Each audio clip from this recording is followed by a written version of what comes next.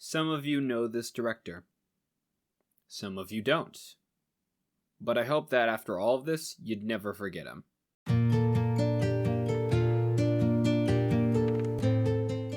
In 1989, then aspiring animation artist Mamoru Hosoda applied to be on board for Studio Ghibli's film Only Yesterday. He was rejected, however, animation legend Hayao Miyazaki would send him a letter saying that they decided not to hire him on the off chance that it would diminish his talent. Keep this in mind, we'll come back to it. Obviously, this is not a good start for any career in media, but something like this from a big name that you look up to can be quite the jump in motivation. And in 1991, he would be hired onto Toei Animation. Started off as an animator, which not exactly what he wanted, as he wanted to be a director, but he gotta start somewhere. And eventually his talents would be acknowledged, as in the late 90s and early 2000s, he arguably had his biggest breakout, Digimon. So do I have enough of this stuff? Beats me, it's the first time I've used flour to bake a cake. Now he's actually getting somewhere. So much so that Studio Ghibli, you know, the studio that turned him down in the late 80s, yeah, they wanted him to work on Howl's Moving Castle. And according to Hosoda, he, quote, was told to make the movie similar to how Miyazaki would have made it, but he wanted to make his own film the way he wanted to make it, unquote.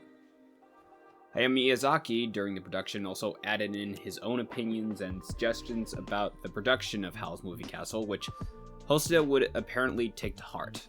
And Studio Ghibli at this time was also working on Spirited Away, to which, believe it or not, this led to the team working on Howl's Moving Castle to be understaffed. However, Hosoda would bring on staff to help circumvent this issue, but without really promising or guaranteeing anything due to, despite his position, how little authority he really had, it seemed to add more problems than fix it. In 2002, Hosoda's work on the film was stopped, and Hayao Miyazaki took over instead, leading to a number of people Hosoda brought on board losing their trust over this. And Hosoda at this time ended up second-guessing himself constantly over what would have been the right thing to do regarding the film.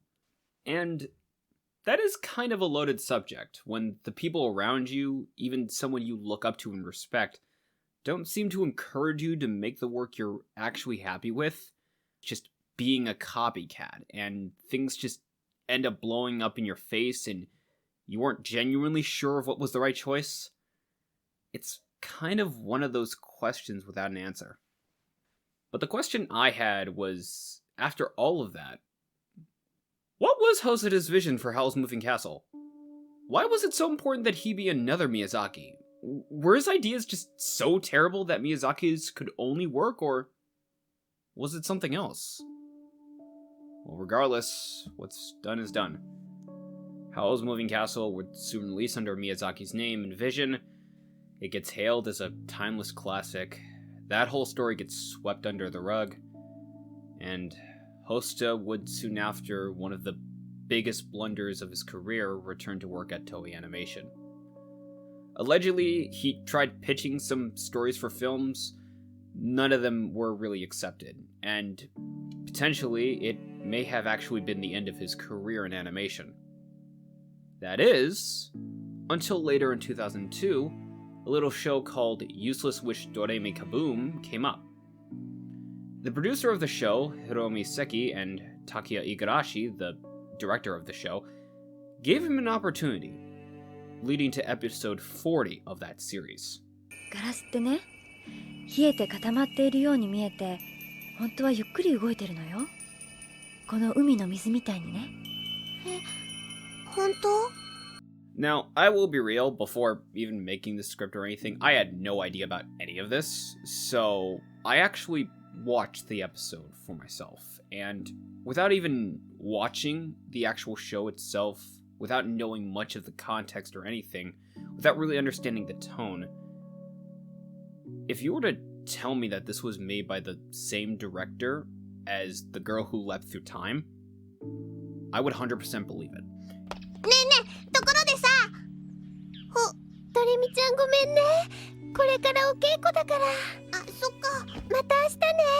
バイバイ。And it's funny how that kind of works out, because this episode would eventually be seen by the then president of Studio Madhouse, Masao Maruyama, who recently got the filming rights to the 1967 novel, The Girl Who Leapt Through Time, and contacted Hosoda, got in touch with him. The reason for this being is that episode 40 of Doremi reminded him so much of the story of The Girl Who Leapt Through Time that he wanted to give Hosoda the chance to direct the film adaptation. Hosoda agreed, but he didn't do it right away. Or rather, I should say, he spent 3 more years at Toei Animation, and eventually getting the chance to direct One Piece Movie 6 in 2005. Which is 100% where this video idea was conceptualized from. Yeah, see, I kinda sat on what kind of video I wanted to make this, until I saw this video and heard this. Recommend a show or movie. One Piece movie number 6. I'm not kidding. On a meta level, this is a movie about the director's trauma after working at Studio Ghibli. You don't need to know anything about One Piece to get into it. It has some of my favorite visual gags in any animation.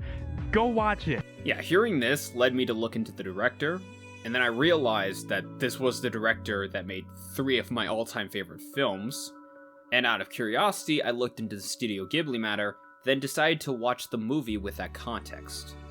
Yeah, you remember how when Mamoru Hosoda worked on Howl's Moving Castle with Studio Ghibli, the studio that was clear as day, he absolutely admired alongside an animation legend?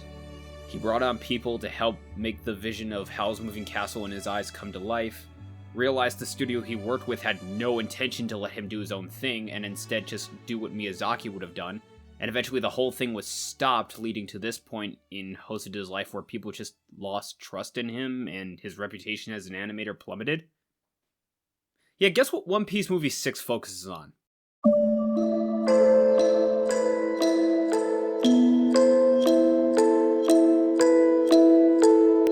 In the simplest terms, a group of colleagues go into a paradise, turning out to be hellish trials one after another that test their trust in one another to the point of all of them breaking off, and the leader behind it all feeling like he was to blame for all of this and going through this unbearable pain. Yeah, I can kind of see why the idea of this film being a meta-commentary around Hosoda's trauma at Studio Ghibli feels a little too much like a coincidence. But regardless, the film was out, got a lot of different reviews, people liking it, distracted by the different animation style, not liking it, and so on. And sometime later, Hosoda resigned from Toei Animation and went freelance. 2006 rolls around. Hosoda is working for Studio Madhouse, taking them back up on that offer to work on The Girl Who Leapt Through Time.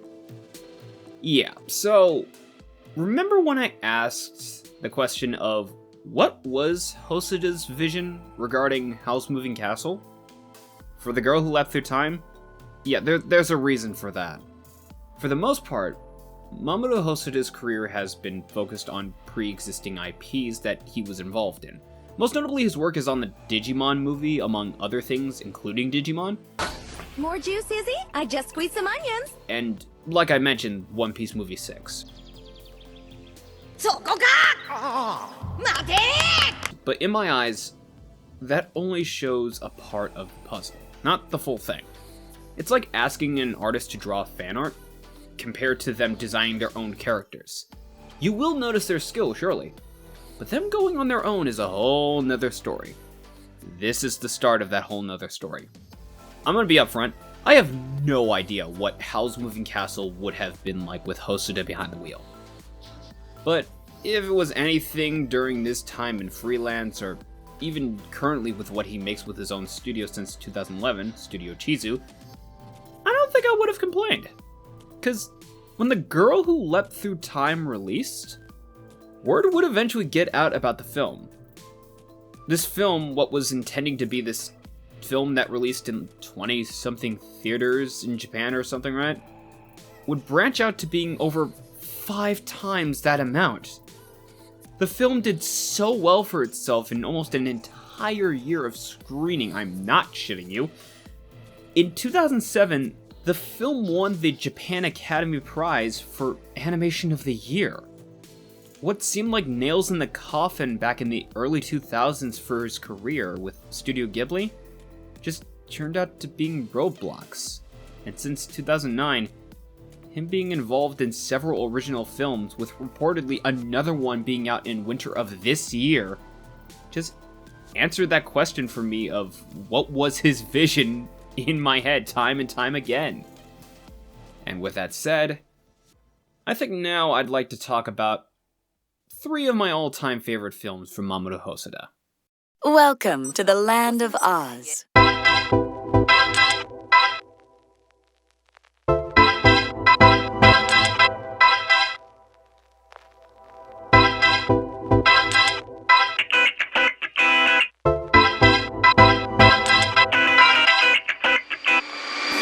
Summer Wars.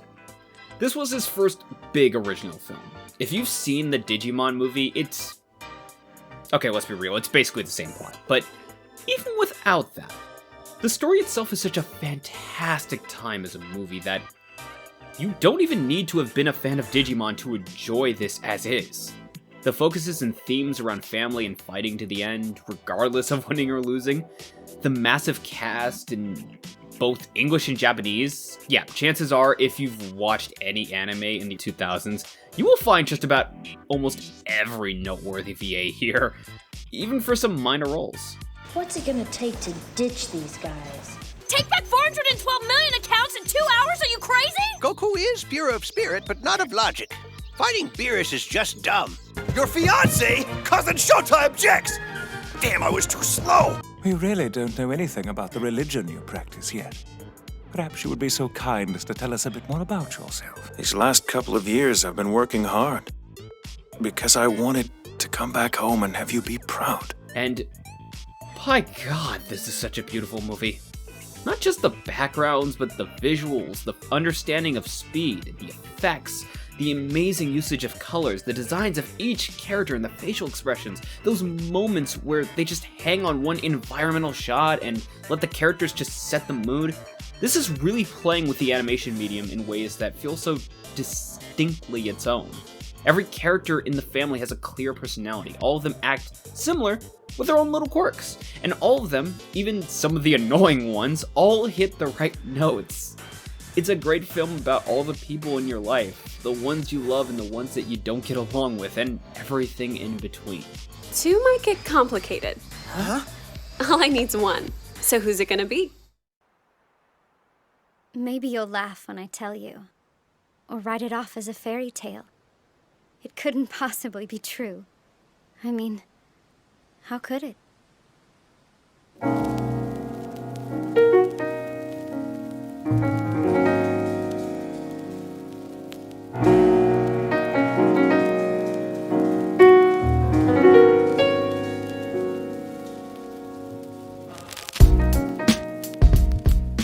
Wolf Children.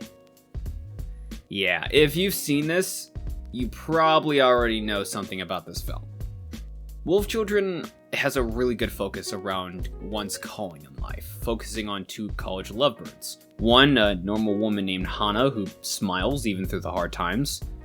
The other, a nameless, reserved man who's capable of transforming into a wolf. The story focuses on the mother Hana and her raising Ame and Yuki, her 2 demi-human children, alone, watching them grow and figure out where their places in life are, either with other people as a human or in nature as a wolf. While not nearly as massive of a cast as Summer Wars, the film does a fantastic job of focusing on time and the family. Hana's almost like a mirror of the audience, a woman who's just left entirely in the dark about how to raise children and how to deal with them being part wolf and just going through it the best she can. The kids are also really good too. Ami and Yuki going from being one way about themselves as children and changing, growing over time. By the end of the film, you just can't help but smile along with Hana. The animation is a lot more slower than Summer Wars, but just look at these environments. Most of the film is in rural Japan. Everything from the different rooms in the house, the different seasons, it just hits. Like, just looking at a hillside during the winter, it's not hard to want to find them sliding down the snow like water the slightest bit fun. This film is beautiful as it is heartfelt as it is memorable.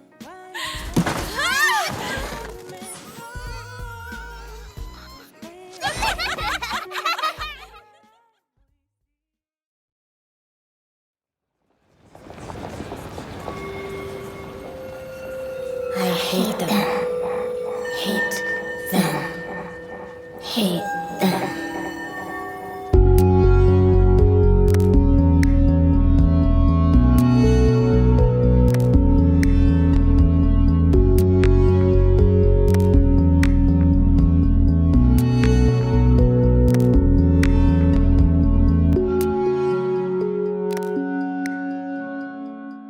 The Boy and the Beast. You know, at first I thought this was just gonna be Summer Wars again, but man, was I way off. While Summer Wars was about the family you have and can make, and Wolf Children was about making choices on the paths to live your life, The Boy and the Beast focuses on knowing yourself. Which, if we're gonna be real, can all be the fucking same thing in the broader sense, but with the way these films focus on those themes, it's easy to show why they're different from one another. The story itself focuses around Ren after the death of his mother, who runs away from home, getting taken in by Kumatetsu, a beast looking for an apprentice. The film focuses on both of these characters and how incredibly similar they are, from their own isolations shaping who they are, straight up to both of them acting like 9-year-olds. The focus regarding one's self, especially with this film's themes around martial arts and true strength, really helps show why Ren and Kumatetsu just complete one another. This time around also, unlike the last two films, The Boy and the Beast focuses on a fictional world for the majority, which I wouldn't be surprised if there was some inspiration from something like West Asian cultures. The film does a great job of having Ren, who's also called Kyuta in this film, go from being this sort of child hiding from everyone to adapting to this new world and making his own home there. The film focuses on him growing up with things he takes to heart about his own life, but also learning about who he really is as well. Both worlds teach him about life and have him grow to better realize himself. With Summer Wars, the main character's focus was going from being with the girl he liked to being no different than the family she has in a lot of ways. Wolf Children, the main character's focus was around figuring out what was the right way to raise her children and understanding what should their callings be in life. With The Boy and the Beast, the main character's focus is around filling the holes in his heart and soul with the people and experiences that make him complete. The animation is just so good. A number of sequences that focus around combat in a more festival and arena sense kind of have this major feeling like it was inspired by sumo wrestling. Transformations that really lay into the concept of this world being full of animals, with the final act feeling both tense and bittersweet in a number of ways. This film just hits so many good points to me. Hosoda's films always have this decent sense of humor to them, and this is no exception as well. This film is such a good time to have that by the end of it, it just feels like one hell of a journey to go through.